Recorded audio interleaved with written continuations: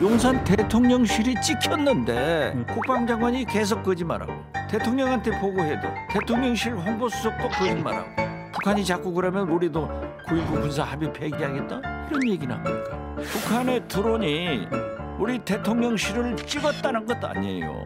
이것을 왜 숨기냐고요. 대통령이 거짓말하면은 국민이 누구를 믿고 살아요? 사과를 하고 내부 조사를 해서 그 당시 그런 단정적인 답변이 나오게 된 문책이 국방부 내에서 좀 필요하다고 봅니다. 장관이 그렇게 답변할 수밖에 없었던 과정에 대해서 자체 조사가 좀 필요하고요. 이번에 한번 확실히 좀 손을 좀 봐야 될 것 같아요.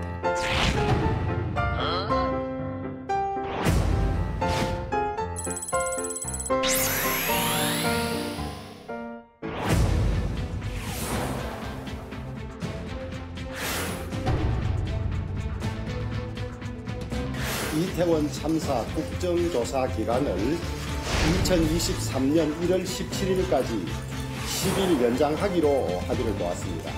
손대통문의 증인을 누구로 할 것인지, 언제 열 것인지, 공청회를 언제 열 것인지, 또 결과본 채택을 어떻게 할 것인지는 당연히 특위 차원에서 논의를 해야 되는 것이 마땅합니다.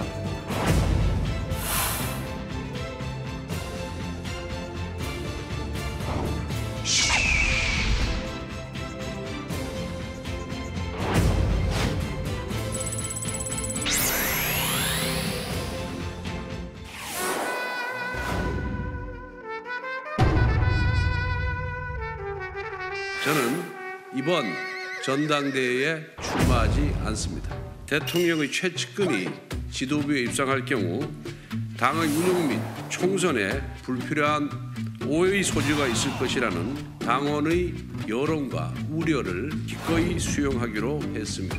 그리고 또 제가 출마할 경우 윤심이 작용했다라는 또 불필요한 오해를 낳아서 대통령의 국정 운영에 부담을 줄 것이라는 여론도 수용을 했습니다.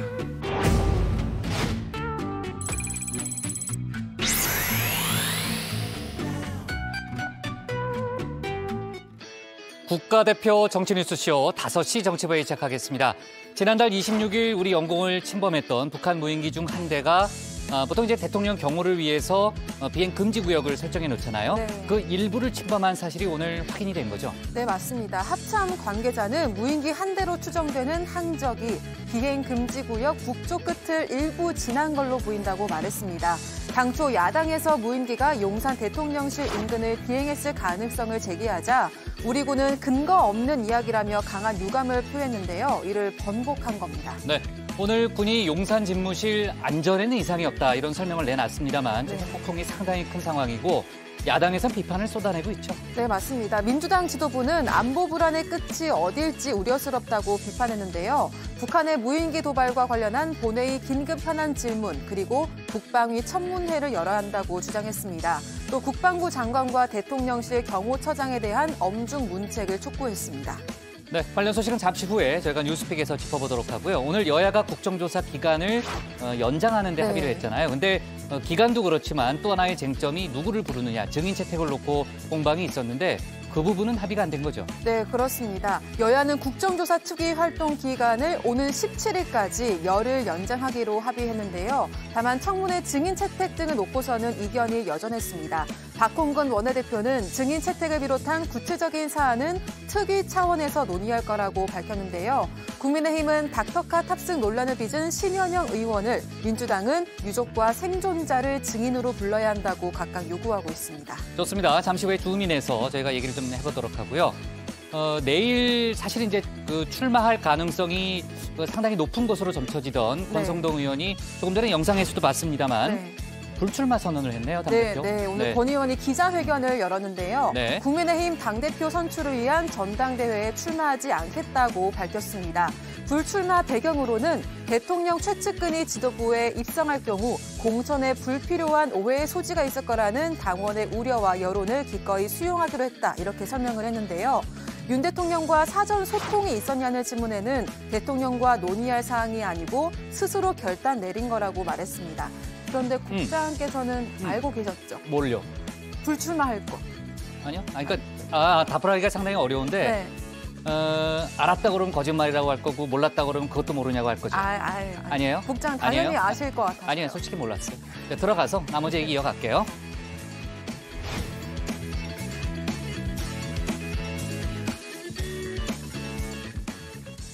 네, 정치보이 시작하도록 하겠습니다. 어떤 정의원분들은 백반장 회의라고 부르고는 있습니다만 아무튼 오늘 회의는 이 실장, 박마커, 유채꽃 조멘토 백반장, 김현숙 수어통역사 그리고 정치부의 애청자 정의원분들과 함께하겠습니다.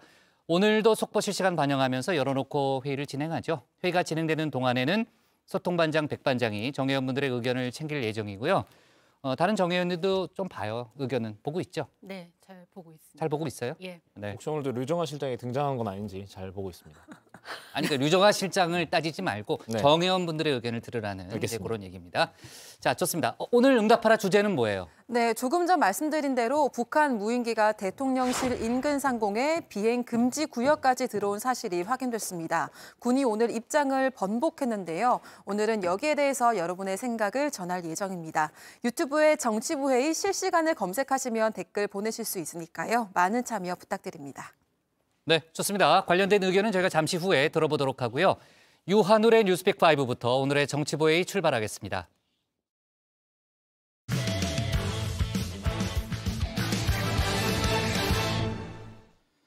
조금 전에 백반장하고 얘기를 나눴습니다만 상당히 파장이 큰 사안입니다. 지난해 말 북한 무인기가 우리 영공을 침범해 논란이 됐죠. 당시에만 해도 대통령 경호를 위해 설정한 비행 금지 구역은 침범당한 적이 없다. 이렇게 설명했던 군이 오늘 말을 바꿨습니다. 금지구역 북단을 스치듯 지나갔다고 했는데요. 의혹을 처음 제기한 민주당에서는 국방부 장관의 면책을 촉구했습니다. 관련 내용을 국회 상황실에서 상황실이 아니죠. 뉴스픽에서 짚어보겠습니다. 네, 5시 하면 다정해 정의원들의 뉴스큐레이터 오유채커입니다. 목요일의 뉴스픽 5 바로 시작합니다. 네, 오늘 준비한 소식은요. 뚫렸다 31.5%, 팀킬 올해부터는 45억 완납으로 잡았습니다. 대통령 경호구역이 뚫렸습니다. 지난달 26일 북한 무인기가 우리 영공을 침범했을 때입니다. 서울로 들어온 무인기 한 대가 비행금지 구역 P73 안에 들어온 건데요. 여기서 간만에 돌아온 하늘스쿨 비행금지 구역이 뭔지 설명해 드리면요. 대통령 경호를 위해 용산 대통령실 반경 약 3.7km 상공으로 설정된 지역입니다. 말 그대로 비행이 금지되어 있는데요. 용산뿐 아니라 중구, 종로구, 서초구 등이 포함됩니다. 우리 군은 이 북단을 스치듯 지나갔다고 강조합니다. 네, 적 무인기가 용산 상공을 지나지 않았다는 사실은 다시 한번 말씀드리고요. 기자분들에게 최대한 최신 상황을 신속하게 알려드리려고 노력하고 있습니다. 네, 한마디로 용산 대통령실 위를 날아간 건 아니라는 건데요. 이 점을 강조하는 이유, 지난해 12월 29일로 거슬러 올라갑니다. 전날 국회는 군으로부터 북한 무인기의 항적을 제출받았습니다. 민주당 김병주 의원은 이 항적을 분석한 결과라며 비행 금지 구역이 뚫렸을 가능성 처음으로 제기했는데요. 어저께 합참에서 보고한 비행 궤적을 보니까 저기 은평구, 종로, 동대문구, 그다음에 저 강진구, 남산 일대까지 이렇게 왔다 가는 것 같아요. 그러면은 제가 봤을 때 용산으로부터 반경 3.7km가 비행 금지 구역이잖아요. 그 안을 통과했을 확률이 많아요. 그 안에 만약에 무인기가 들어왔다면은 이것은 경호 작전의 실패입니다. 네, 군은 당시 곧바로 부인했습니다. 단호한 어조로 유감까지 표명했죠. 북한 무인기가 비행금지 구역을 침범했다는 이야기는 전혀 사실이 아닙니다. 적 무인기는 비행금지 구역 P73을 통과하지 않았습니다. 다시 말씀드립니다. 적 무인기는 비행금지 구역 P73을 침범하지 않았습니다. 사실이 아닌 근거 없는 이야기에 대해서 강한 유감을 표명합니다. 하지만 여기서 물러날 사성장군 출신 김병주 의원이 아닙니다. 이번엔 항적을 구글어스 인공위성 사진과 대조해봤습니다. 그 결과 북한 무인기 용산 대통령실 북쪽 상공을 지난 뒤 돌아갔다. 이렇게 다시 한번 주장했는데요. 이때도 군은 사실 무근이라고 했습니다. 다만 북한 기술 수준을 고려했을 때 당일 비행 경로상 유의미한 정보를 얻을 수 없었을 것이라고 평가한다. 이렇게 덧붙였죠. 그리고 오늘 한 언론의 단독 보도가 나왔습니다. 그러더니 결국 우리 군 비행금지 구역이 뚫린 사실을 시인한 겁니다. 아까도 들으셨듯이 용산 대통령실 상공이 뚫린 건 아니다 강조했습니다. 그랬더니 요즘 말로 뼈 때리는 질문 브리핑 과정에서 나왔는데요. 55년 1월 21일에 청와대 뒤 300m 지점까지 북한 김신조 일당이 내려왔습니다. 그거를 우리는 청와대를 위협했다라고 평가를 하고 있는 건 맞죠. 청와대 300m까지 내려왔을 때 청와대가 뚫린 것은 아니지만 청와대를 위협했다라고 평가할 수 있는 거는 맞는 거죠. 담당 기관하고 부서와 협의를 해보겠습니다. 군은 또 축소 은폐가 아니란 입장입니다. 전비태세 검열 과정에서 분석에 변화가 생겼다고 설명하는데요. 그렇다면 처음 의혹이 제기됐을 때 섣부르게 입장을 낸 건 아닌가 이런 지적이 가능합니다. 그리고 군의 말바꾸기는 이번이 처음이 아닙니다. 지난해 북한의 도발에 대응하는 과정에서 종종 있었습니다. 민주당은 그래서 오늘 총공세를 폈습니다. 청문회는 물론이고 국방부 장관 등에 대한 문책도 언급했습니다. 민주당이 이미 그 가능성을 제기했지만 가짜뉴스다, 이적행위다라며 정쟁으로 치부하고 펄펄 뛰더니 결국 뒤늦게 사실로 드러나고 있는 것입니다. 무능한 정부가 펼치는 안보 불안의 끝이 과연 어디일지 너무나 우려스럽습니다. 진상을 철저히 밝혀서 자신들의 작전 실패와 경호 실패를 거짓말로 덮으려고 했던 국방부 장관과 경호처장 등을 엄중히 문책해야 할 것입니다. 윤 대통령은 어제 이 보고를 받았다고 하는데요. 그래서일까요? 북한 도발에 대한 한층 더 강력한 대응을 언급했죠. 그중 하나로 도발이 또 있을 경우 9.19 군사합의에 효력을 정지하는 걸 검토하라고 지시했습니다. 북한의 도발에 대한 비례적 수준을 넘는 압도적 대응 능력을 대한민국 국군에 주문한 것입니다. 무엇보다 국민의 생명과 안전을 지키는 국군 통수권자로서 그 역할과 책임을 다하기 위한 것이다 라고 말씀을 드릴 수 있겠습니다. 정부는 그 다음 단계도 이미 생각하고 있습니다. 통일부는 대북 전단이나 확성기 방송이 가능한지 법률 검토에 들어갔습니다. 다만 군사합의 효력 정지가 평양 공동선언 효력까지 이어지지는 않을 거라는 점을 분명히 했습니다. 하지만 북한을 향해서 날을 세운다고 될 문제가 아닌 건 분명해 보입니다. 야권에서 나오던 주문들 이제는 여권에서도 나오고 있는데요. 제가 국방위를 해보면 정보본부에서 그 서해 공무원 사건 같은 경우도 정보본부에서 좀 장난친 게 있고, 그래서 저는 정보본부가 좀 믿을 곳이 못 된다 때문에 사과를 하고 내부 조사를 해서 그 당시 그런 단정적인 답변이 나오게 된 그 문책이 국방부 내에서 좀 필요하다고 봅니다. 네, 여기에는 대통령의 언어에 대한 지적도 있습니다. 대북 강경파로 분류되는 유승민 전 의원 역시 같은 생각입니다. 그러니까 윤석열 대통령께서 진짜 국방을 북한, 중국, 러시아 우리를 잠재적으로 내지는 현실적으로 위협하고 있는 그 어떤 세력에 대해서도 대한민국은 함부로 건드리면 큰일 난다, 우리가 다친다라는 그런 공포심을 갖도록 하는 게 중요하고 그와 동시에 북한하고 물밑이 됐든 물위가 됐든 대화 협상을 해야죠. 전쟁이란 단어를 우리가 이야기할 때는 그런 부분은 표현을 어느 정도 좀 조심할 필요는 있겠죠. 네, 두 번째 픽은 31.5%입니다. 이 숫자 어제 중국에서 들어온 단기 체류 입국자의 코로나 양성률입니다. 일별로 따져서 첫날 20%이던 양성률이 26%, 31.5%로 매일 뛰어오르고 있습니다. 그만큼 중국의 코로나 상황 많이 심각한 것 같은데요. 북경이나 상하이 같은 대도시는 인구의 70% 이상이 감염되었다고 하고 제가 거주하고 있는 염성의 경우도 감염이 안 된 사람을 찾아보기 어려울 정도로 아주 심각한 상황입니다.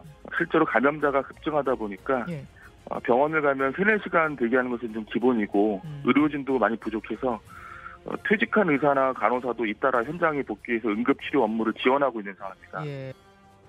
네, 윤재호 씨는 현지에서 이 확진자 수 그리고 확진자의 이동 경로 등 코로나 관련 정보가 제대로 공지되지 않고 있다고도 했습니다. 세계보건기구 WHO가 계속해서 지적하는 것도 바로 이 지점이죠. 그나마 찔끔 공개한 수치조차도 축소되고 있다고 지적했습니다. There are certainly issues in terms of the criteria for recording and reporting deaths attributable to COVID-19. We believe that definition is too narrow, which requires respiratory failure in association with COVID-19 to be registered as a COVID-related death. 이렇게 되면 코로나가 끼치는 영향을 과소평가하게 된다는 점을 우려하는 건데요. 이런 이유에서 중국에 빗장을 거는 국가는 계속 늘어나고 있죠. 우리나라 같은 경우에는 오늘부터 중국에서 비행기를 타기 전에도 코로나 검사를 받아야만 합니다. 여기서 음성이 나와야만 비행기를 탈 수 있습니다. 하지만 이렇게 꼭꼭 걸어잠근 빗장에도 계속 허점이 드러나는 중인데요. 우선 공항 검사에서 확진 판정을 받고도 도망간 40대 중국인, 오늘 서울에서 검거됐습니다. 중구의 한 호텔에 숨어 있었다고 하는데요. 격리시설에 배치된 질서 유지 요원들이 이탈을 막지 못해서 문제였죠. 내려서 호텔로 들어갈 때까지 인솔자들과 이런 질서 유지 요원들이 저희들이 합류를 하게 되는데 어제 좀 불미스러운 일이 있어서 대단히 유감이라고 일단 생각을 하고 있습니다. 앞으로는 좀 더 경찰이라든지 이런 질서 유지 요원들을 좀 더 투입을 해서 앞으로 이런 건 없도록 그렇게 조치를 하도록 하겠습니다. 여기에 내국인과 90일 이상 우리나라에 머무는 입국인들에 대한 밀착 마크 더 신경 써야 하는 것 아니냐는 지적도 나옵니다. 이 사람들은 공항에서 검사를 받지 않고 일단 본인의 집이나 마련해둔 거처로 갑니다. 그런 뒤 입국 뒤 하루 안에만 검사를 받으면 되는데요. 확진된 상태에서 이렇게 돌아다니면 지역사회로 옮길 가능성도 배제할 수 없기 때문입니다. 계속해서 보완책 마련해야 할 것으로 보입니다. 네, 세 번째 픽은 팀킬입니다. 입법부 내 또 당내 갈등은 우리나라의 일만이 아닌가 봅니다. 미국 하원이 이틀째 거듭된 투표에도 의장 선출에 실패했습니다. 다수를 차지한 공화당 내 강경파의 반란표가 나오면서 케빈 메카시 의원이 과반 득표에 실패했기 때문입니다. 메카시 의원은 이 강경파들을 저격했습니다. I was presented the only way to have 218 votes if I provided certain members with certain positions, certain gavels, to take over the church committee, to have certain budgets. And I will always fight to put the American people first, not a few individuals that want something for themselves. 이 때문에 미국 하원은 원구성도 마무리 짓지 못한 채 개문발차할 지경에 놓였습니다. 미국 언론들도 하원 기능 자체를 멈추게 하는 심각한 상황에 놓였다고 비판하는데요. 현지 시간 5일 이어지는 의장 선출 절차는 어떻게 진행될지 관심이 쏠리고 있습니다. 네, 다음 픽은 올해부터는입니다. 올해부터 달라지는 정책들 헷갈리시죠? 정부가 2023년부터 달라집니다. 이런 제목의 책자를 발간했습니다. 여기에서 실생활 꿀팁들 한두 개만 정리해드리자면요. 올해부터 연금계좌 납입액에 대한 세제 혜택이 확대됩니다. 연금저축 공제 한도가 600만 원으로 늘어나면서 이 퇴직연금과 합친 한도가 700만 원에서 900만 원이 되는 겁니다. 한편 차선을 계속 밟고 주행할 경우 승용차 기준 범칙금 3만 원, 벌점 10점이 부과됩니다. 네, 오늘의 마지막 픽, 45억 완납입니다. 연예기획사를 운영하며 역에 탈세한 혐의로 2021년 유죄가 확정됐죠. 배우 장근석 씨 어머니 A씨가 유죄 확정 22개월 만에 45억 원 벌금을 모두 냈습니다. A씨는 장 씨가 해외 활동을 통해 번 수입을 홍콩 등지에서 쓰는 방식으로 소득 신고를 누락했다가 덜미가 잡혔는데요. 회사가 선고받은 벌금 15억 원에 이어 개인이 선고받은 벌금 30억 원까지 완납했다고 합니다. 네, 오늘의 뉴스픽은 여기까지입니다. 들어가서 원픽 뽑겠습니다. 뉴스픽 5였습니다. 네, 오늘 국정원이 국회 현안 보고를 했고 지금 막 이제 여야 의원들이 관련된 내용을 브리핑을 했는데요. 제가 이제 그 내용을 보면서 좀 얘기를 할 텐데 일단 속보가 들어왔습니다. 저희가 앞서 이제 뉴스픽에서 북한의 무인기 한 대가 비행 금지 구역 북쪽 끝을 스치듯 지났다는 군에 오늘 발표가 있었다는 얘기를 했는데요. 국정원은 북한 무인기가 총 5대고 대통령실을 촬영했을 가능성이 있다는 그런 입장을 보고를 했습니다.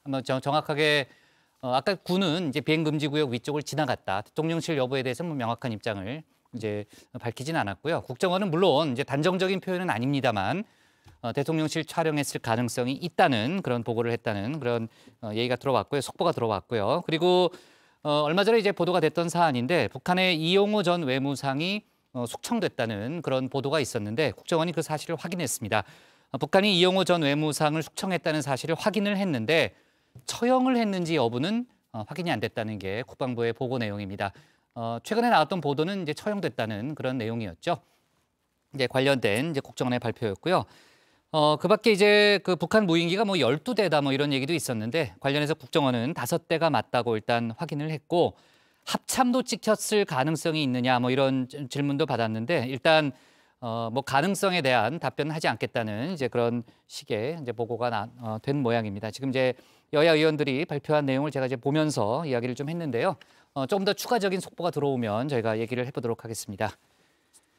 자, 우리 군의 말 바꾸기가 이번이 처음이 아니다. 아까 이제 유한을 체크가 얘기를 했잖아요. 그래서 아마 더 논란이 커진 그런 상황으로 보이고요.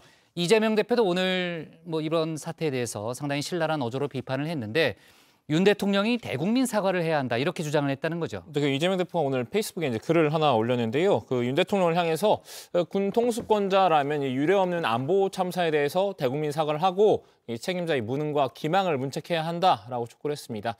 이제 군의 말 바꾸기에 대해서 정밀 분석 전에 P73 그러니까 이제 비행 금지 구역이 뚫린지도 몰랐던 이 무능한 군 당국의 작전 실패와 허위 보고야말로 최악의 이적행위이다. 이 전쟁 중이었다면 최고 수준의 형벌이 내려졌을 사안이다. 이렇게 강하게 비판을 했고요. 이 최종 책임자의 역할은 무엇보다 중요하다면서 이 정확한 실패 인정 그리고 책임 감당, 대안 제시를 요구했습니다. 네, 민주당에서는 윤 대통령의 강경 발언에 대한 비판도 함께 나오고 있습니다. 이재명 대표는 이 발언들 말폭탄 던지기라고 표현을 하면서 정권의 무능과 불안을 감추기 위해서 안보를 희생하는 최악의 정치라고 비판을 했습니다. 박홍근 원내대표도 아침 회의에서 비슷한 지적을 했는데요. 직접 들어보시죠. 전쟁, 확전, 핵 공동훈련 도 모자라 9.19 군사 합의 효력정지 검토를 지시했습니다. 합의를 어긴 북한을 먼저 규탄하는 거야 마땅하지만 최소한의 군사적 안전판을 우리 스스로 무력화함으로써 왜 북한에 더 큰 도발을 유도하려는 것인지 도무지 이유를 모르겠습니다. 자칫 우발적이고 도발적인 국지전이라도 발생하면 누가 책임질 것입니까? 네, 그 국민의힘 쪽에서도 아까 하태경 의원이 문책이 필요하다 이런 얘기를 했고 뭐 손을 좀 봐야 한다 뭐 이런 아까 표현을 했던 걸로 제가 기억이 나는데 지도부 쪽 반응이 혹시 나온 게 있어요? 네, 주호영 원내대표는 정확한 보고를 받아 자신 있게 언급하지는 못하겠다면서도요. 만약 그런 일이 있다면 안보에 치명적인 문제고 철저히 대책을 강구해야 한다고 강조했습니다. 또 무인기가 서울 북방에 왔느냐 용산에 왔느냐 자체보다 일단 우리 영공이 뚫렸다는 점에서 대단히 심각한 문제라고 생각한다. 대통령실 주변이라면 더 심각하다 덧붙였습니다. 네. 일단 야권에서는 본회의 긴급 현안 질문 또 국방위 청문회까지 요구하고 있기 때문에 아마 당분간 파장이 좀 이어질 그런 분위기고요. 관련된 속보는 저희가 내일도 추가로 다뤄보도록 하겠습니다. 공항검사에서 확진이 나왔는데 격리를 거부하고 도망갔던 중국인이 있었잖아요. 어제 이제 유한을 체크가 얘기했고 이제 잡혔다는 얘기를 했는데 그 40대 중국인의 지금 상태가 어떻다는 거예요? 네, 이 40대 남성 A씨 지금은 격리시설로 지정된 인천 중구의 한 호텔로 압송이 된 상태입니다. 오늘 오후 3시 10분쯤 이 호텔 입구에 흰색 방역복을 입은 채 모습을 드러냈는데요. 취재진들을 보자 점퍼 모자로 얼굴을 가리고 호텔로 들어갔습니다. 왜 도주했느냐, 한국에 온 목적은 뭐냐라는 질문에는 묵묵부답이었다고 했는데요. 이 질문을 한국어로 했는지 중국어로 했는지 좀 그건 제가 확인을 못했습니다. 그래요? 네, 알았습니다. 조멘토가 갑자기 조멘토식 유머인데요. 이거 뭐 어떻게 반응을 해야 될지 모르겠어요.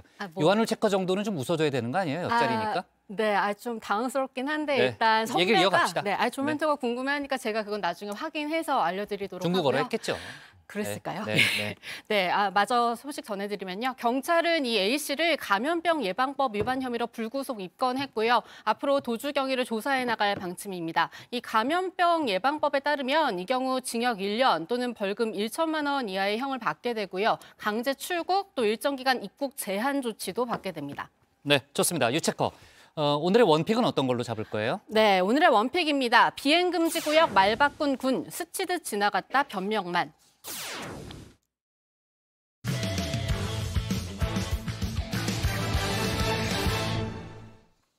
네. 박마커. 네. 나가요. 네, 나가겠습니다. 안 나가고 좀 계속 웃고만 있더라고. 지금 다음 중국인에 대한 궁금증을 지금 이어가는 중이라. 아니 근데 다음이 본인 차례인데 그걸 검색만 하고 있으면 어떡해요. 그래서 영상으로 확인하고 있더라고요. 영상을 제가 한번 보려고 진짜 중국어로 질문했는지. 아니 그런다고 제가 뭐 이해가 가네요 이럴 줄 알았어요.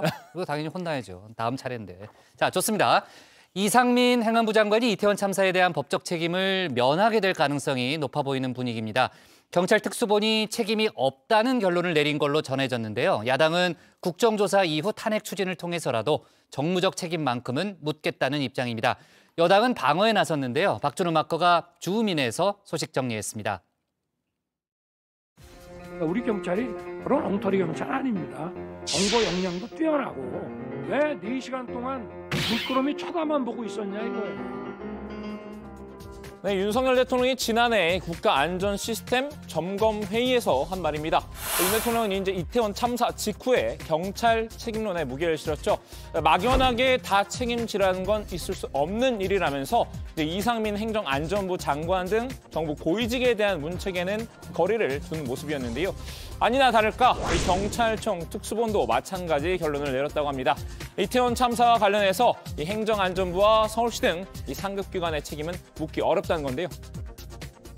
며칠 전 일간지 인터뷰에서 하시는 말씀이 정무적 책임도 책임이 있어야 묻는 것이다라고 하셨습니다. 이건 법적 책임입니다. 정무적 책임과 법적 책임을 혼용하고 계시는데 어제 드디어 특수본에서 지금 용산자 들어가시는 분들만 수사하고 책임 묻고 끝내겠다라는 취지로 아마 하는 것 같습니다. 참사의 책임은 용산경찰서, 그리고 용산구청, 용산소방서 이렇게 1차 기관에 국한되는 분위기죠. 사실 이런 수사 결과는 처음부터 어느 정도 예견이 되어 왔습니다. 윤 대통령이 이 장관을 감싸는 상황에서 특수본이 이 장관을 직접 수사하기는 어려울 것이라는 전망이 나왔는데요.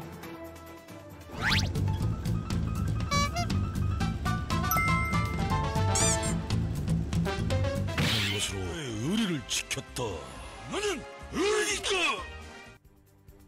이 장관은 지난해 11월 이 소방노조로부터 고발당해서 피의자 신분으로 입건됐죠. 유가족도 꼬리 자르기만 하지 말고 이 장관 등 상급자를 포함한 성역 없는 수사를 촉구했는데요. 김광호, 윤희근, 오세훈, 이상민, 한덕수에 이르기까지 성역 없는 수사를 하고 대한민국 재난안전총괄부처의 수장 이상민 행정안전부 장관에 대해서는 파면을 원합니다. 하지만 이 장관은 이 소환 통보조차 받지 않고 법적인 책임을 면하게 된 셈입니다.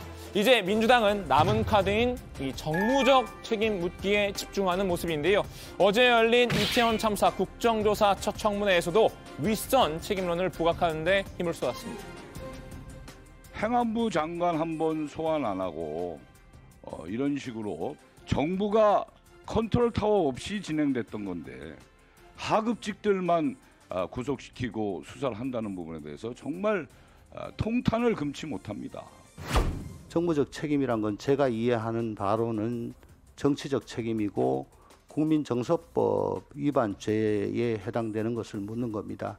대통령 중심제에서는 임기가 있는 대통령에게 책임을 물을 수 없기 때문에 주무장관에게 대속하는 그런 책임을 묻는 거지요. 박홍근 원내대표도 특수본 수사에 대해서 이 부실 수사라고 날을 세웠는데요. 이 권력의 면죄부를 주고 일선에만 책임을 전가한 성역 있는 수사다라는 겁니다. 또 이제 청문회를 통해서 행안부의 지휘 부실이 드러났다는 점을 강조했는데요. 윤 대통령이 이 장관에 대한 인사 조치라도 해야 한다고 목소리를 높였습니다. 참사 초반 현장에 경찰을 2명밖에 보지 못했고 현장 통제는 한참 동안 이루어지지 않았다는 증언이 나왔습니다. 이로써 행정안전부와 경찰청의 지휘감독 부실이 입증되었습니다. 윤석열 대통령은 이상민 장관을 파면해야 합니다. 국정조사 다음 수순으로는 민주당이 직접 이 장관 탄핵에 나설 가능성도 시사했는데요. 민주당은 국정조사 후에 국민과 유족의 뜻에 따라 참사 중대 책임자로서 법적 책임을 넘어 이상민 장관의 정무적, 도의적 책임을 반드시 물을 것입니다. 국민의힘, 이 민주당을 향해서 이재명 방탄 꼬리표 붙이기에 여념이 없죠. 노웅래 방탄, 또 사법 리스크가 있는 이재명 당대표 무슨 일이 있을지 모르니까 그냥 임시국회 한다는 이런 비판을 피해갈 길이 없습니다. 내로남불일까요? 반대로 국민의힘은 이상민 방탄이라는 소리를 들어도 할 말은 없을 듯합니다. 어제 청문회에서 국민의힘 의원들은 윗선보다는 실무진 때리기에 급급했는데요. 이임재 전 용산경찰서장 등 일선 책임자들의 미흡한 대처를 지적하는 데만 열을 올린 겁니다. 증인이 지난번 증언했던 경비기동대 요청 내용 확인할 수가 없다는 게 특수본 입장이에요. 이거 안 한 거죠? 저는 지금도 제가 지원 요청했다는 지시했다는 내용에 대해서 변함이 없는 입장입니다. 그러면 왜 집회가 끝났을 때 그때 증인이 지휘하던 11기동대를 왜 배치를 안 했어요? 그 11기동대는 대통령실을 야간에 전담 경호하는 전담 경호부대입니다. 그걸 제가 임의로 빼서 거기 할로윈 행사에 배치할 수 있기는 곤란한 부대고요. 주호영 원내대표도 직접 팔을 걷어붙였습니다. 이상민 탄핵을 거론하는 민주당의 경고장을 날렸는데요.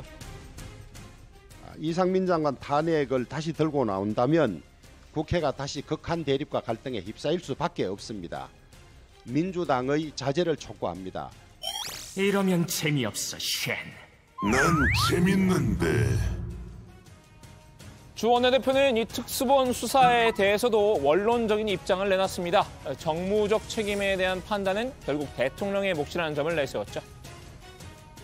법적 책임, 그다음에 정치적 책임 이런 걸로 갈라질 텐데 그런 결론이 나면 임명권자께서 어떤 판단을 하고 국민들에게 알릴 계기가 있을 거라고 봅니다. 사실 이상민 장관 말고도 정무적 책임을 져야 할 이는 또 한 명 있습니다. 윤핵은 증인 정무직이죠. 빨리 답변하세요. 정무직이죠. 네. 정무적 책임 있죠. 네, 무슨 말씀인지 알겠습니다. 네. 경찰 조직의 총책임자인 윤희근 경찰청장인데요. 윤 청장은 이 참사 당일 지인들과 등산한 뒤에 충북 제천 인근의 캠핑장에서 잠을 잔 것으로 전해졌죠. 어제 이 청문회에서 윤 청장은 당시 술을 마셨다는 의혹을 처음으로 공식 인정했습니다. 청장이 13만 준 군사 조직을 이끌고 있는 수장입니다. 네네. 경찰은 국민의 생명과 안전을 책임지는 조직입니다. 근데 무슨 사생활 운운하세요? 예, 의원님 지적 인정하고요. 제가 이번 사실은 참사를 계기로 제가 뭐 주말을 포함해서 제 사생활에 대한 재정립을 해야 되겠다는 다짐을 했습니다. 네. 그날 음주하셨어요?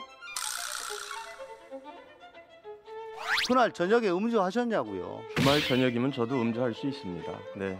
그것까지 밝혀드려야 되나요? 음주했다고 말씀드렸습니다. 네. 윤 청장 이제 어제 이 조홍천 의원의 질의에 불쾌한 기색을 드러냈는데요. 사실 이제 휴일에 술을 마신 게 위법이란 건 아닙니다.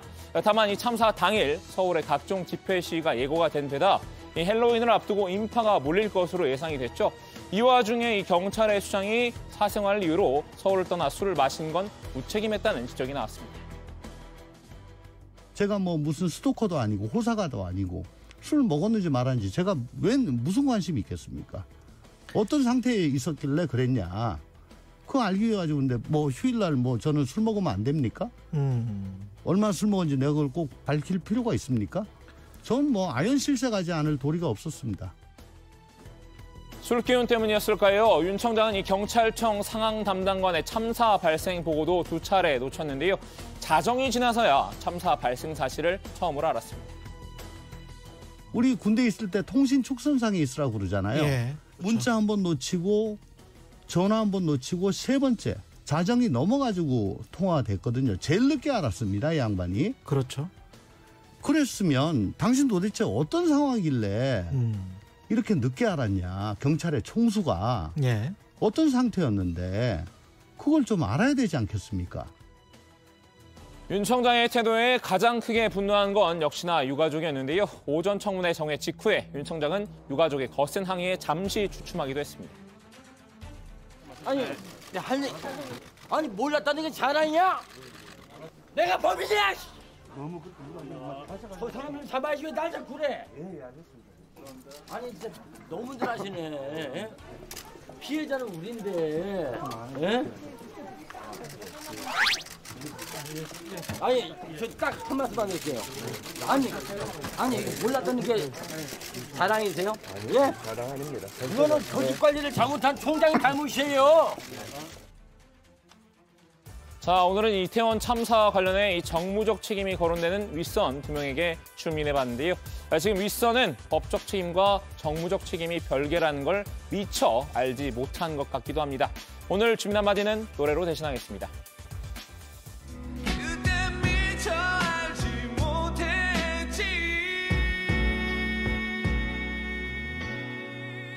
네. 여야가 오늘 이태원 참사 국정조사 기한을 연장하는 데 합의를 했습니다. 원래면은 모레, 그러니까 7일에 활동 기간이 끝나는 걸로 돼 있었던 거죠. 네, 맞습니다. 이 이태원 참사 국정조사 특위는 지난해 11월 24일에 가동해서요. 오는 7일이면 45일간의 활동 기간이 끝납니다. 하지만 이 특위가 예산안 처리 등을 두고 한동안 개점 휴업 상태를 이어갔었죠. 민주당은 지속적으로 활동 기간을 연장해야 한다고 주장해 왔는데요. 결국 오늘 여야 원내대표가 만나서 이 국정조사 기간을 이달 17일까지로 연장하기로 합의했다고 발표했습니다. 오늘 박홍근 원내대표님과 만나서 2023년 1월 8일 종료되는 이태원 참사 국정조사 기간을 2023년 1월 17일까지 10일 연장하기로 합의를 보았습니다. 국정조사 특위 활동기간 연장의 건을 처리하기 위해서 내일 즉 1월 6일 오후 2시에 국회 본회의를 열어서 의결키로 하였습니다. 네. 여기까지입니다. 이 두 가지 사항 합의를 했습니다. 예. 네. 일단 기간 연장 안건은 내일 오후에 국회 본회의에서 이제 의결된다는 거고, 아까도 얘기했습니다만 이제 증인 채택을 둘러싼 논란은 여전히 현재 진행형이죠. 자, 내일 2차 청문회가 열립니다. 내일 이제 이상민 장관도 나오고 오세훈 시장도 나오고 아마 내일도 상당히 뜨거운 그런 청문회가 될 걸로 보이고, 지금 이제 기한이 연장이 됐기 때문에 3차 청문회도 뭐 열릴 가능성이 매우 높다 이렇게 볼 수 있는데, 조금 전에 제가 얘기했던 대로 일단 증인 채택에 대해서는 전혀 합의가 안 되고 있는 거죠? 네, 맞습니다. 이제 원래 기존 활동 기간 내에 3차례 청문회가 예정이 돼 있었잖아요. 근데 이제 증인 채택을 두고 여야 간 갈등이 있었고 결국 청문회가 2차례로 줄어들었죠. 이 때문에라도 이 활동 기간 연장이 필요하다는데 이제 여야가 공감대를 이룬 상황이긴 했는데요. 하지만 이 3차 청문회 증인 채택 등을 둘러싼 이견이 해소되지 않았기 때문에 앞으로도 이 줄다리기는 이어질 것 같습니다. 특히 이 국민의힘은 닥터카 탑승 논란이 일었던 민주당 신현영 의원을 증인으로 채택해야 한다는 주장을 굽히지 않고 있습니다. 최소한 신현영 의원 아니면 명지병원에 디메트 관계되는 사람이라도 나와서 긴급 출동의 문제점이나 이런 것들은 반드시 들어져야 합니다. 일단 오늘 양측은 활동 기간 연장에 합의했지만 증인 채택 합의까지는 이루지 못했는데요. 추후 특위에서 논의를 거쳐 증인을 채택할 것으로 보입니다.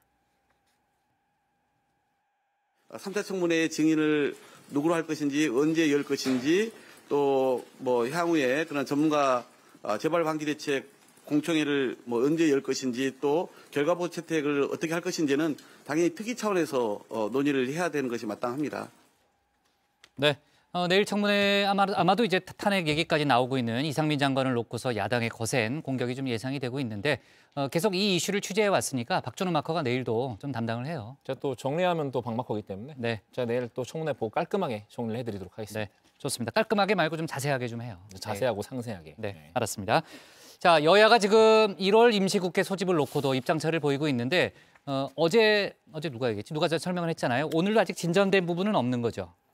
네, 맞습니다. 양당 원내대표는 1월 임시국회 소집과 관련한 의견도 나눴지만 팽팽한 힘겨루기만 이어가고 있는 상황입니다. 현재 진행 중인 12월 임시국회 회기가 이달 8일 종료되는데요. 민주당은 시급한 민생 법안을 처리하려면 곧장 1월 임시회를 열어야 한다고 주장하고 있습니다. 북한 무인기가 용산 대통령실 인근 상공까지 비행한 사실을 군 당국이 뒤늦게 시인했죠. 민주당은 반드시 본회의 긴급 현안 질의 등을 통해서 따져 묻겠다는 입장입니다. 네, 국민의힘이 임시국회 소집을 반대하는 것은 역시 이재명 대표 관련해서죠? 네, 그렇습니다. 국민의힘은 1월 임시국회 소집 요구를 이재명 대표와 노웅래 의원 등 민주당 의원의 사법 리스크에 대한 방탄용으로 규정하고 있습니다. 국민의힘 김미애 원내대변인은 민주당은 이재명 방탄에 쓸모있는 의제만 관찰하려 하지만 민생 문제에 대해서 논의하고 여야 합의안을 구체화하려 하지 않고 있다 이렇게 주장을 했는데요. 민생 법안 처리 등을 위한 임시국회는 이달 중순 설 연휴 이후에 소집해야 한다 이런 입장입니다. 저희들은 국회법에 1월달 원래 국회가 없도록 돼 있고 그다음에 논의해서 결론이 나면 임시국회를 소집해도 늦지 않기 때문에 1월 9일부터 바로 이어서 임시국회를 소집하는 데는 동의할 수 없다는 뜻을 전했습니다. 네, 한마디로 국회법상 맞지도 않고 이재명 대표와 노웅래 의원에 대한 사법 절차가 불체포 특권과 관계없이 진행되려면 이 12월 임시국회가 끝나는 이달 8일 이후부터 설 전까지 국회를 열지 말자는 얘기입니다. 민주당은 전례를 들어서 임시회 소집이 타당하다고 맞서고 있습니다. 저희는 지난 2016년, 17년, 18년 등 1월 임시회가 소집된 이제 전례가 있고 그리고 당장 지금 오늘도 이제 무인기 관련해서도 새로운 사실이 확인된 바와 같이 우리 한반도를 둘러싼 여러 가지 안보 위기가 경제 위기까지 더 가중시키는 상황에서 좀 본회의에서 긴급 현안 질문이라든가 또 국민의힘이 지난번 요청한 그 대북 규탄 결의안이라든가 이런 데 부분도 처리할 수 있고. 네, 좋습니다. 오늘 주민 제목 이렇게 정리하겠습니다. 야당 법적 책임 면한 이상민의 정무적 책임 제기, 여당은 이상민 방탄으로 제목을 잡겠습니다.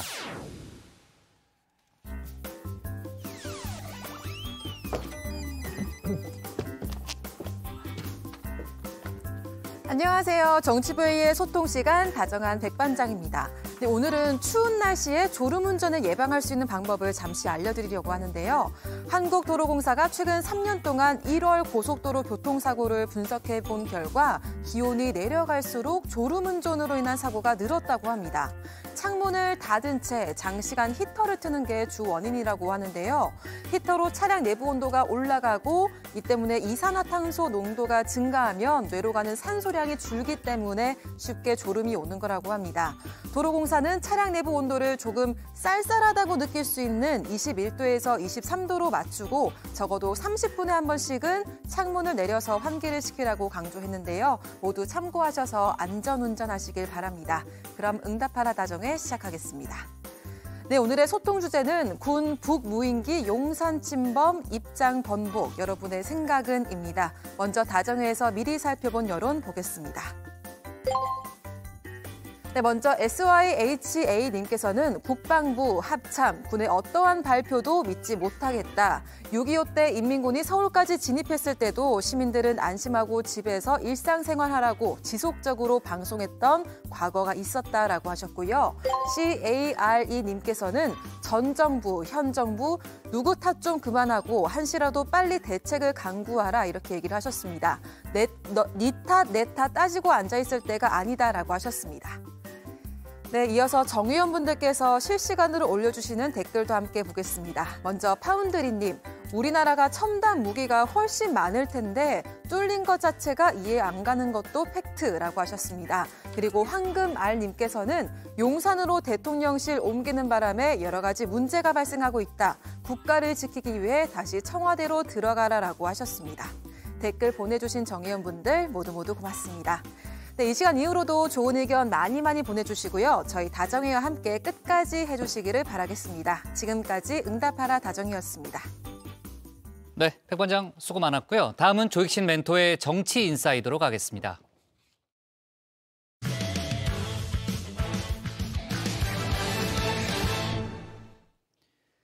내일 전당대회 출사표를 던진다고 알려졌었죠. 권성동 의원이 출마 선언을 하루 앞둔 오늘 갑작스럽게 불출마를 선언했습니다. 권 의원은 최측근이 당 지도부에 입상하면 총선 공천에 오해를 살 수 있고 경선 과정에서 윤심 논란이 불거져 대통령에게 부담이 될 수 있다는 이유를 들었습니다. 정치권에선 친윤계 후보의 교통정리가 이루어지는 게 아니냐 이런 해석도 나왔는데요. 관련 내용을 정치 인사이드에서 짚어보겠습니다.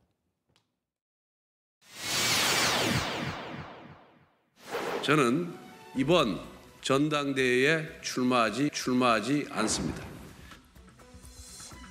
원조 윤핵관을 자처했던 권선동 의원, 전대에 나서지 않겠다 선언을 했습니다. 대통령의 최측근이 당 지도부에 입성을 하면 총선 공천에 오해를 살 수 있다는 건데요. 이른바 윤심 논란도 불출마 이유 가운데 하나로 꼽았습니다. 제가 출마할 경우 윤심이 작용했다라는 또 불필요한 오해를 낳아서 대통령의 국정 운영에 부담을 줄 것이라는 여론도 수용을 했습니다. 권 의원, 내일 공식 출마 선언을 하기로 돼 있었죠. 조금 갑작스러운 면이 있는데요. 총선 공천 오해, 윤심 논란, 사실 새로운 이야기도 아닙니다. 권 의원을 움직인 보이지 않는 손이 누구냐? 당장 떠오르는 건 딱 한 분뿐이죠. 이런 질문이 따라붙었습니다. 불출마 관련해서 윤석열 대통령과 말씀하셨습니다. 이거는 뭐 대통령과 논의할 상황이 아니고요. 제가 스스로 결단을 내린 겁니다. 권 의원이 스스로 내렸다는 이번 결정, 수혜자는 분명하죠. 권 의원과 윤심 경쟁을 펼쳤던 김기현 의원입니다. 두 사람의 구애 다툼, 당내에서 썩 좋은 평가는 받지 못했죠. 지금 보면 느낌이 좀 약간 민망하죠. 비전과 생각을 기다리고 있는데 그걸 갖고 싸워야 되는데 다들 무슨 싸우는 느낌이 누구랑 친하다? 김기현하고 권성동 둘은 윤심을 놓고 한판 공약 치를 겁니다. 윤심뿐 아니라 이심, MB의 덕담을 놓고도 신경전을 벌였습니다. 이명박 전 대통령이 누구 쪽으로 좀 결집이 된다. 그럼 그 영향력도 무시할 수 없는. 이른바 이번 차기 전당대회는 이른바 누룽지 전당대회라고 봐야 돼요. 누룽지. 팍팍 긁어야 되는. 서로 누룽지를 긁어대다 솥에 구멍이 날 수도 있다는 전망도 나왔죠. 자칫 두 사람이 갈라서다 못해 윤심의 오작동이 날 수도 있다는 겁니다. 김기현 의원하고 합친다고 하면은 그래 뭐 그럴 줄 알았어가 되는데 예. 다른 사람하고 만약에 합친다. 안철수, 뭐 예컨대 그런다면은 예. 이게 대통령의 뜻은 뭐지 진짜 중립인가? 김장연대에 맞서는 뭐 예를 들어서 안권 뭐 예컨대 낙원연대 이런 식으로 된다면 이러면 이제 복잡해지는 거예요. 그렇죠. 윤심을 둘러싼 논란, 권 의원이 물러서며 자연스럽게 교통정리가 됐는데요. 김 의원, 이제 윤심은 내게 있다, 자신할 수 있는 상황이 됐죠. 권 의원의 결단을 높게 평가했습니다. 윤석열 정부의 성공을 위한 희생적 결단이라고 생각하고요. 그와 같은 희생적 결단이 당의 단합을 도모하는 커다란 촉진제가 될 것이라고 보고 아주 높게 평가합니다. 김 의원은 오늘 국민의힘 서울 송파을 신년 인사회 연사로 나섰는데요. 지역구 의원인 배현진 의원은 물론 국민 공감 소속 의원들이 대거 참석을 했습니다. 김 의원이 친윤계 세과시를 확실하게 했다는 평가가 나옵니다. 반면에 권 의원의 불출마로 머릿속이 한층 복잡해진 분도 있죠. 바로 나경원 저출산고령사회위원회 부위원장입니다. 권성동 의원님 하신다 그랬는데 안 하셔서 안타깝기도 하고 그러네요. 예. 전당대회 아직 고민이 많은 걸로. 네, 아직 여러 가지 다 좀 고루고루 생각해 보겠습니다. 다음 주에 발표하신다는 보도 있었는데 다음 주에 아니요, 그건 아니고요. 조금 더 생각해 보겠습니다. 오늘 아침까지만 해도 당연히 전당대회에 나설 거란 관측이 많았는데요. 지금도 줄곧 상위 1등인데 이런 상황에서 지금 내각에 들어갈 가능성도 없는데 왜 안 나오겠습니까? 100%입니까? 이 기회를 전 놓친다면 굉장히 정치적 판단 착오라고 생각합니다. 그러니까 100% 나올 거로 보세요? 건다면? 제가 나경원 입장에는 무조건 나가죠. 윤 대통령이 최근 윤심은 없다고 선언을 했죠. 신년 개각도 없다고 못을 박으며 장관 차출설까지 자연스럽게 정리를 했습니다. 강력한 친윤 후보군이 없는 상황, 나 부위원장에게 기회가 왔다는 분위기였습니다. 하지만 착각은 잠시였다고 할까요? 김기현 의원이 친윤 후보로 교통정리가 되며 상황이 역전됐죠. 다시 윤심놈이 살아난 겁니다. 나 부위원장의 출마가 윤심을 거스를 수 있다는 평가에 힘이 쏠리기 시작했습니다. 임명한 지 2달도 안 돼서 대표 나간다 그러면 임명권자의 아주 우소지죠. 보니까 정부직이 무슨 뭐 저출산위원회 부위원장이나 뭐 대사가 이게 뭐 동네 반장 임명하는 게 아니잖아요. 이 저출산 문제나 기후 위기 문제가 사실 당을 이끄는 것 이상으로 굉장히 중요한 과제다. 권성동 의원인 친윤뿐 아니라 비윤 후보군도 교통정리에 나섰죠. 대권 욕심이 당의 이익보다 앞서서는 안 됩니다. 차기 대통령 출마에만 몰두해 온 사람이 당 대표를 맡으면 필연적으로 계파를 형성할 것입니다. 자기 대선 주자는 전대에 나오지 말라는 건데요. 안철수, 유승민 두 사람을 겨냥한 발언으로 풀이가 됩니다. 유승민 전 의원이야 친윤계 단골 타깃이죠. 권 의원의 공세, 별다른 타격이 없을 듯 싶은데요. 안철수 의원은 조금 경우가 다릅니다. 어제 저녁 한남동 관저에 초청을 받았다는 소식이 전해졌죠. 드디어 비윤계 딱지를 뗀다. 기대감이 있었을 텐데요. 윤심을 독점한 후보가 없다. 그리고 누가 후보가 되더라도 대통령이 우호적 관계를 맺을 것이다. 그래서 페어플레이 해라. 대통령 의식하지 말고 그 메시지를 명확히 던진 거죠. 윤핵관 중에서도 핵심인 권 의원이 출마하지 말라는 정반대의 메시지를 던졌으니 안 의원 입장에선 당혹스러울 듯 싶습니다. 관저는 찾아오겠다면 다 만나고 식사도 할 수 있다는 윤 대통령의 이 말, 문자 그대로 해석했어야 했나 봅니다. 정치적 의미를 두지 않은 n분의 1 초대로 말입니다. 비윤을 넘어 반윤 후보로 꼽히기도 하는 유승민 전 의원. 유 전 의원은 아직 출마 여부를 결정하지 못하고 있죠. 나온다 안 나온다 설왕설래만 이어지고 있는데요. 유 전 의원은 설 연휴는 지나봐야 한다며 천천히 결정하겠다는 입장을 밝혔습니다. 저희 출마에 대해서 정말 반반이고 백지 상태 모든 거 그냥 가능성을 열어놓고 고민하고 있고 2월 초에 등록을 하니까요. 설 연휴까지도 저는 각종 여론도 듣고 또 제 주변에 저를 아껴주시는 분들의 솔직한 그런 의견도 계속 듣고 있는 중이고요.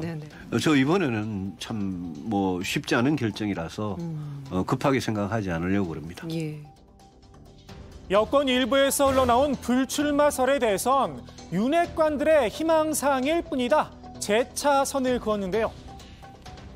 불출마 이야기하는 사람들은 저도 아직 정하지 않는 제 마음을 어떻게 그렇게 잘하는지 저도 참 신기할 정도입니다. 윤핵관 쪽에서 그런 말을 자꾸 언론에 흘리는 것 같은데 저는 뭐 그분들의 언론 플레이라고 보는 거고 가족의 그 핑계까지 서서히 나오는 거 보니까 앞으로 시간 좀 많을 것 같은데 선거에 떨어지고 나면 제일 갈 수 있는 데가 산티아고입니다.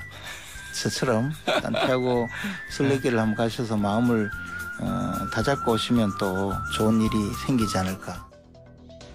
윤핵관들의 입을 통해서만 불출마 가능성이 거론된 건 아니죠? 그러니까 성적이 안 좋을 게 좀 물론 뭐 100% 단정적으로 말을 할 수는 없지만 안 좋을 가능성이 높다고 하면 컷오프도 힘들다고 보세요? 4명 안에 들어가야 하는 건데. 4명엔 들어가지 않겠어요? 근데 그것도 간당간당할 수 있죠.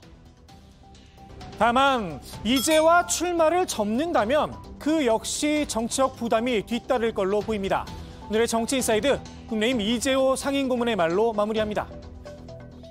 이번에 대표를 안 나가면 아마 사람들이 그럴 거예요. 저 사람 뭐 싱거운 사람이야, 뭐 시큰하다, 뭐 안 될 만하니까 안 하고 뭐 이렇게 돼버리면 좀 리스크가 크지. 네. 권성동 의원이 오늘 불출마 선언을 했고 또 대선 주자들도 사실상 전당대회에 나와서는 안 된다 이런 주장을 했습니다. 아까 안철수 사실상의 안철수 유승민 전 의원을 겨냥한 것이다라는 해석이 가능한데 안철수 의원이 입장을 밝혔다는 거죠.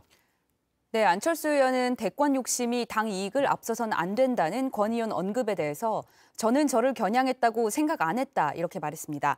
지금 대선 걱정할 때냐고 오히려 반문하기도 했는데요. 이번 총선에 모든 가용한 자원을 결집시켜서 이겨야만 그 다음이 있을 것이라면서 그래서 거기에 대해서 별 의미를 두지 않는다고 했습니다. 네, 일단 대선을 생각할 때가 아니다는 그런 차원으로 넘어갔네요. 네. 네, 안 의원은 권 의원의 불출마가 친윤계 후보 교통정리라는 해석에 대해서도 선뜻 동의하지 않았는데요. 그렇게만 보고 있지 않다면서 개인적 사정이나 고민, 이번 총선에 임하는 본인들의 역할 규정에 따른 판단이라고 본다, 이렇게 말했습니다. 네. 자, 그리고 오늘 국민의힘 윤상현 의원이 경북 구미에서 당대표 출마 선언을 했죠. 근데 윤상현 의원은 사실 이제 원조 친박으로도 불렸었죠. 그 박정희 전 대통령 생가에서 출마 선언을 하면서 이 전통적인 보수 지지층의 지지를 호소를 했습니다. 윤 의원은 이 전직 대통령 박근혜 씨를 그 위대한 지도자라고 지켜 세우면서 박정희 정신은 혁신 그 자체다. 국민의힘의 박정희 정신을 상기시키려고 이 자리에 섰다고 목소리를 폈습니다. 네, 윤 의원은 앞서 당권자들의 수도권 출마론을 주장하기도 했죠. 수도권 싸움에 능한 윤상현과 함께 박정희 정신으로 수도권으로 진격을 하자, 이렇게 말했는데요. 국민의힘의 심장은 영남이고 보수지만 싸움은 수도권에 속하는 손과 발휘하는 것이라면서 여러분이 윤석열 대통령을 선택해 정권 교체를 이루도록 위대한 전략적 선택을 했듯이 그걸 다시 한번 보여달라, 이렇게 호소했습니다. 네. 당대표도 그렇지만 최고위원회에 도전할 후보군들도 슬슬 몸을 푸는 분위기고 오늘 출마 선언이 나왔습니다. 아까 잠깐 영상에 나왔었는데 장해찬 청년재단 이사장이 오늘 출마 선언을 했다는 거죠. 그렇습니다. 국민의힘은 이번 전당대회에 5명의 최고위원을 선출하는데요. 이 가운데 1명은 만 45세 미만의 청년 최고위원입니다. 장해찬 이사장이 청년 최고위원의 첫 도전장을 던졌습니다. 장 이사장은 보수가 가장 어려울 때 최전방에서 앞장서 싸운 나 장해찬에게 기회를 달라며 윤석열 정부와 국민의힘을 위해 최전방에서 싸우고 또 싸울 것이라고 밝혔습니다. 공약으로는 86 운동권 퇴장과 민노총 해체, 가짜 보수 청산 등을 제시했습니다. 네, 공약까지 제시를 했군요. 네. 장 이사장이 그동안 이준석 전 대표를 많이 공격해왔는데 오늘 출마 선언을 하면서도 이준석 전 대표를 또 비판을 했다는 거죠. 네, 맞습니다. 장 이사장은 개인적으로는 이준석 전 대표와 가까운 사람들이 후보로 나와서 당원들의 심판을 받도록 정정당당한 정면 승부를 해보고 싶다고 말했는데요. 피하지 말고 후보로 나와주면 좋겠다고 밝혔습니다. 장 이사장은 이 전 대표의 징계 결정과 그에 따른 가처분 신청 과정에서 이 전 대표 측 청년 인사들과 각을 세우기도 했는데요. 김용태 전 최고위원을 향해서 여의도 두시 청년이라고 쏘아붙인 적도 있습니다. 기억납니다. 전에 저희가 다뤘던 내용이죠. 김용태 전 최고위원 역시 전당대회 출마를 고심 중이다, 이런 얘기가 나오는데 여의도 두시 청년을 박마커가 기억나죠? 좀 설명 좀 하고 갈까요? 들었던 기억이 나는데 오후 2시에 이제 행사장 주변을 어슬렁거리는 뭐 그런 청년. 맞아요. 네네. 그래서 이제 장 이사장 같은 경우에는 제대로 된 사회생활 경험이 없이 엄마 카드로 유복한 환경에서 정치하는 사람이 많다, 이렇게 꼬집으면서 바로 이 여의도 두시 청년을 이란 말을 사용했습니다. 김 전 최고위원이 20원대 재산 신고를 했다, 이런 공개를 하기도 했습니다. 당시 김용태 전 최고위원도 직접 반박을 했었죠. 네, 그렇습니다. 결혼을 아직 안 해서 부모님 재산까지 같이 고지를 했었다, 이렇게 밝혔었는데요. 부모님 명의의 집안채가 포함됐기 때문이다, 이런 설명을 내놨었습니다. 김 전 최고위원은 당시에 장 이사장의 뒤에 윤핵관이 있는 게 아니냐, 이런 배우설로 맞받았었는데요. 저렇게 해야 정치 생명 이어갈 수 있냐, 측은지심이 든다라고 평하기도 했습니다. 네. 자, 아무튼 권성동 의원이 제시한 여러 가지 이제 당대표 조건을 놓고 아까 이제 안철수 의원이 직접 반응을 내놨고 계속해서 좀 파장이 이어질 수도 있겠네요. 네, 김기현 의원이 또 광폭 행보를 이어갈 그럴 가능성도 있어 보입니다. 자, 오늘의 정치 인사이드 이렇게 정리하겠습니다. 권성동 불출마 선언, 친윤 후보 교통정리로 제목을 잡습니다. 다음은 이지혜 실장의 국회 상황실입니다.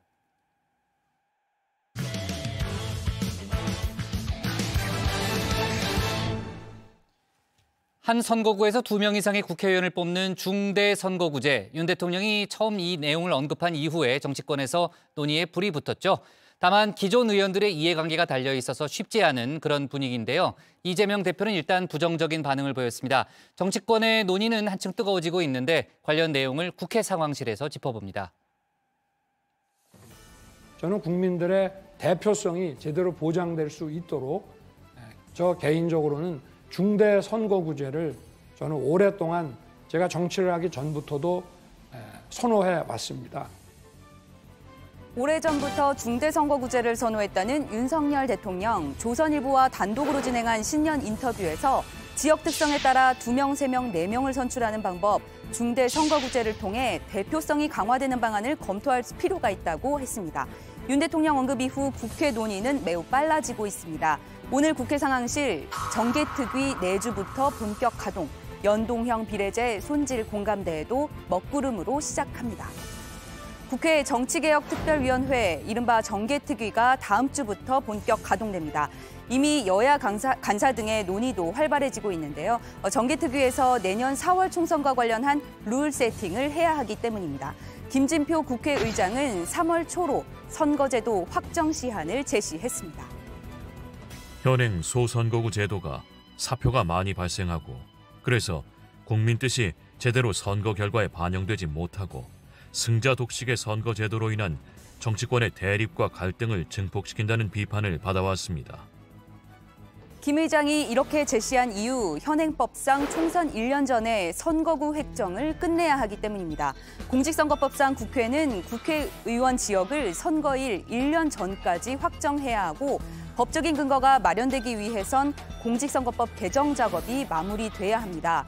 총선은 내년 4월 10일, 그러니까 선거 1년 전인 시한은 올해 4월 10일입니다.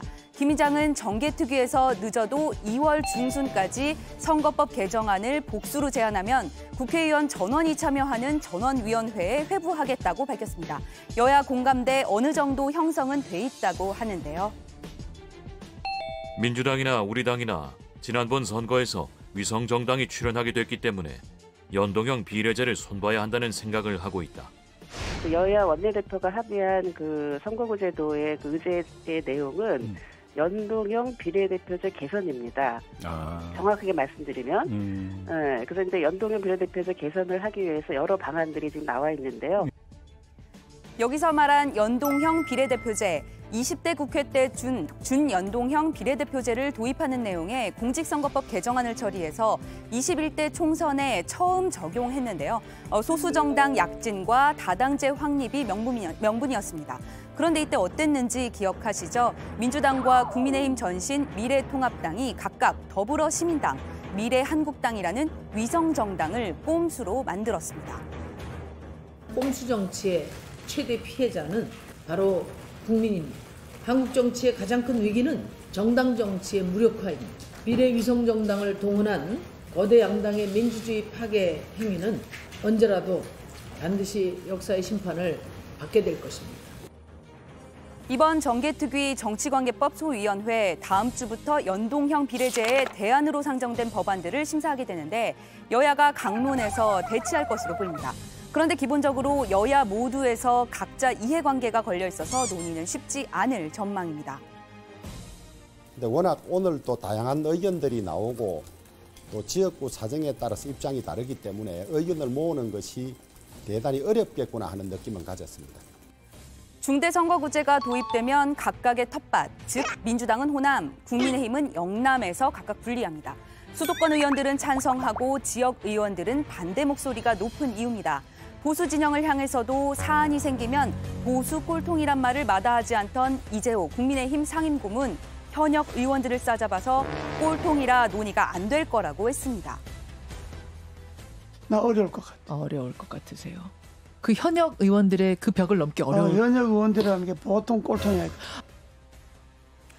그런데 기본적으로 당대표 선거 룰 개정 등으로 뒤숭숭한 국민의힘 내부 사정상 총선 전에는 감당 못할 의제라는 분석도 나옵니다. 이거는 국민의힘에서도 감당하기 어려운 의제를 대통령이 짧은 시간에 단칼에 한번 해보겠다고 준비 없이 던진 거기 때문에 의회에 이건 이 다른 측면에 이제 역효과나 파장 이런 것들을 불러일으키고 좌절할 수밖에 없다. 이재명 민주당 대표는 부정적인 반응을 보인 바 있고 친명계 입장도 비슷해 보입니다. 제3의 선택이 가능한 정치 시스템이 바람직하다라는 말씀을 드렸고 그 방식이 중대선거구제라야 한다라고 생각하지는 않습니다. 저는 비례대표를 강화하는 게 맞겠다는 생각을 가지고 있고요. 대표적인 친명계인 김용민 의원도 정당 민주화 없이 중대선거구제 도입은 위험하다면서 정치 기득권 강화와 개파 정치 부활만 가져올 것이라고 말했습니다. 반면 비명계는 중대선거구제 논의를 해야 한다며 의원들은 기득권을 내려놓아야 한다고 강조합니다. 들어가면 안 되죠.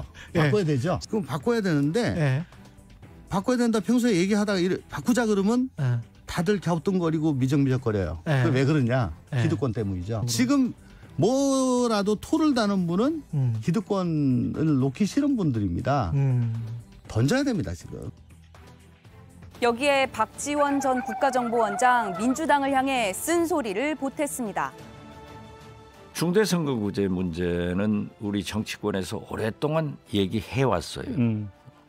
그런데 또 특히 민주당이 많이 해왔고, 그런데 윤석열 대통령이 선제로 쓸 수 있게끔 민주당이 뭘 했느냐. 여권에선 이 대표를 향해 기존 입장을 바꾸지 말라면서 청개구리 표현까지 나왔습니다. 그렇게 그 청개구리 짓을 계속하면 더욱더 힘들어지겠죠. 그래요? 예, 다당제 이야기는 뭐 이재명 대표가 대선 때부터 계속 했던 거고 서로 뜻을 모았던 거거든요. 정치 선진 개혁 지금 하자는 건데 뭐 개혁의 방해꾼 이미지만 더 쌓이겠죠. 다만 국민의힘에서도 신중론이 나오고 있습니다. 일본은 중대 선거구제로 갔다가 소선거구제로 다시 돌아온 경우입니다. 중대 선거구제를 실시하면서 당내 파벌 정치가 심화됐습니다. 복수의 국회의원을 뽑겠다면 행정구역 개편이 함께 논의돼야 합니다. 민주당에선 정부 여당을 중심으로 밀어붙이는 중대선거구제 논의 자체가 불순하다는 의심도 나옵니다. 정치 신인에게 오히려 불리하다는 겁니다. 중대 선거구제는 윤석열 정권과 보수 세력의 총선 정략, 더 나아가 장기 집권 책략으로 변질될 것입니다. 골치 아플 정계특위 위원장을 맡고 있는 남인순 민주당 의원, 인터뷰에서 선거구제 개편과 비례대표제 확대로 방향을 잡고 논의를 이어가겠다고 했습니다. 여러분들의 생각은 어떠신가요? 중대 선거구도 열어놓고 논의했으면 한다. 사표 문제를 보완하기 위해 연동형을 강화하든가. 연동형 비례대표제가 제대로 작동하려면 연동되는 비례 의석수를 늘려야 한다. 이를 위해선 국민적 합의가 필요하다. 이런 분위기에 이정미 정의당 대표, 정의당은 선거구제 개편 준비가 됐다며 윤 대통령과 여야 대표가 한 자리에서 만나자고 제안했습니다. 대통령과 여야 대표들의 논의 테이블이 즉각 마련되어야 합니다. 대한민국 정치가 국민들에게 외면당하는 현실을 함께 타개할 대결단의 모멘텀을 만들어야 하기 때문입니다. 정치권을 달구고 있는 또 다른 이슈, 바로 문재인 정부의 통계 조작 의혹입니다. 어제 뉴스룸 보도 보신 분들도 계실 텐데요. 저희 JTBC가 취재해보니 감사원이 청와대가 문재인 정부의 핵심 정책인 소득주도 성장과 관련한 통계에 청와대가 구체적으로 개입한 정황을 포착했습니다. 핵심 인물인 황수경 전 통계청장의 진술을 통해서입니다. 관련 내용 잠시 보시죠. 감사원은 기존 폐기 결정이 뒤집힌 과정에 청와대의 부당한 개입이 있었다고 의심하고 있습니다. 실제 황수경 전 통계청장은 감사원에 당시 청와대가 예산을 더 주겠다며 표본을 늘려 소득 통계를 재개하라고 지시했다고 진술한 것으로 파악됐습니다. 황 전 청장은 통계기법이 자주 바뀌면 안 된다며 청와대 지시가 부당했다는 취지로도 진술한 것으로 알려졌습니다. 감사원은 2017년 문재인 정부 초기부터 표본 확대부터 예산 배정 등 구체적인 사안에 청와대 개입이 있던 걸로 파악하고 소주성 정책 효과를 보여주기 위해 선정 방식에 무리하게 개입했는지 등을 살펴보고 있습니다. 여권도 지원 사격하고 있죠. 민주당 정권에서 한국 경제나 통계에 대해서 조금이라도 이해를 했다면은 이런 식의 답변을 할 수 없는 문제라고 생각합니다. 통계는 선택의 문제가 아닙니다. 있는 그대로 분석을 해서 국민들한테 알려줘야 하는 중요한 문제이고요. 오늘 당대표 불출마를 선언한 권성동 의원, 문재인 전 대통령과 이재명 민주당 대표의 만남을 죄와 벌이라고 평가하면서 통계 조작 의혹에 대해서도 언급했죠. 문재인 정부의 대국민 태도를 한마디로 줄이면 쇼라며 집값, 소득, 고용 등 핵심 민생 지표가 나쁘니까 통계까지 조작했다. 과하게 쇼에 매달린 결과 사실까지 왜곡하게 이르렀다고 했습니다.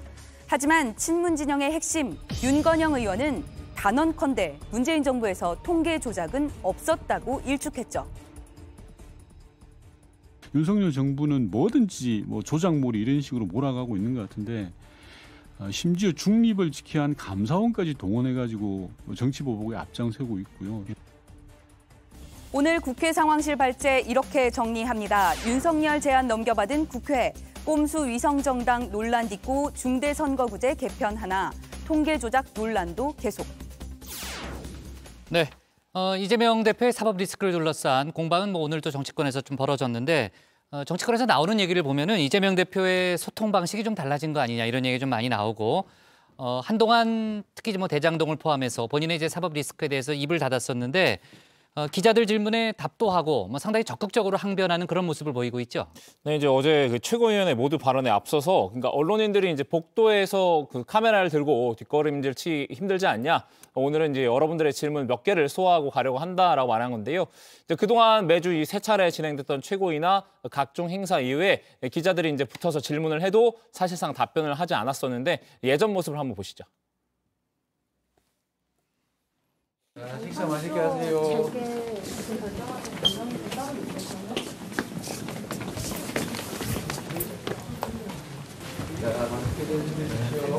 검찰 수사가 조작이라고 비판해 오셨는데 그 연장수사에서 이번에 김만배 씨 극단적인 선택 시도한 거 관련해서 혹시 당에서는 검찰 강압 수사라고 얘기했는데 대표님 어떻게 보고 계실까요? 네, 신년을 맞이해서 실시된 이 각종 여론조사가 영향을 미쳤을 가능성이 높아 보인다. 이런 분석이 나오는데요. 지난 저희 뉴스룸의 새해맞이 여론조사만 해도 이 윤석열 대통령과 이재명 대표 모두 비호감이라는 응답이 62.6%로 소수점까지 같았죠. 이 윤석열 정부가 잘 못한다는 이유로는 독단적이고 일방적이라는 답변이 나왔고 또 이재명 대표는 부정부패 의혹이 나왔었는데요. 이재명 대표는 지난 2일 부산 현장최고위원회에서 예정이 없던 약식 기자회견을 열고 이 사법 리스크 등과 관련한 질문도 받았습니다. 네, 아까 영상에서도 잠깐 나왔습니다만 그동안은 이제 답변을 잘 안 했습니다만 최근에 약식 기자회견도 많이 여는 이런 이 대표의 모습은 결국은 정면 돌파를 하겠다 이런 의지의 발현이라고 봐야 되는 거죠. 네, 그렇습니다. 사실 이 대표는 취임 100일 기자간담회까지도 관례를 깨고 생략을 했었죠. 그만큼 사법 리스크와 관련된 질의응답에 대해서 조심스러운 입장을 보여왔습니다. 그랬던 이 대표가 최근 대응 방식을 바꾼 듯한데요. 민주당 차원에서 윤석열 정부의 소통 부재를 정면으로 비판하면서 본인은 소통하는 모습, 사법 리스크에 정면으로 돌파하는 의지를 드러내는 전략을 세운 걸로 보입니다.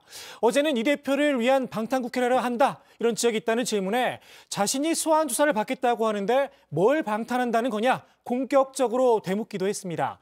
다만 민주당 내부적으로는 당과 이 대표의 사법 리스크를 분리한다는 목소리도 점점 커지고 있는데요. 어제는 친명계 좌장으로 통하는 정성호 의원까지도 개인 리스크와 당을 분리해야 한다 이렇게 말했습니다. 아, 그렇습니까? 자, 좋습니다. 윤석열 대통령 이제 퇴진 요구 집회도 열렸다는 이제 그런 소식이 있는데 어제 열렸죠. 어제 집회가 있었는데 조형물에 부적을 붙이는 상징 의식을 진행했다 이런 얘기가 있더라고요. 네, 맞습니다. 촛불 행동은 어제 용산구 대통령실 앞에서 윤 대통령과 김건희 여사, 한동훈 법무부 장관과 역술인 천공수 승을 형상화한 조형물에 부적을 붙이는 퍼포먼스를 진행했습니다. 이들은 조형물 앞에서 퇴진이 답이다 등의 팻말을 들고 구호를 외치기도 했습니다.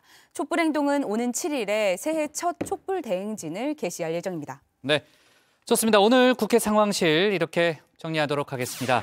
중대선거구제 개편 논의 먹구름 사법 리스크 이재명 소통 행보로 제목을 잡겠습니다.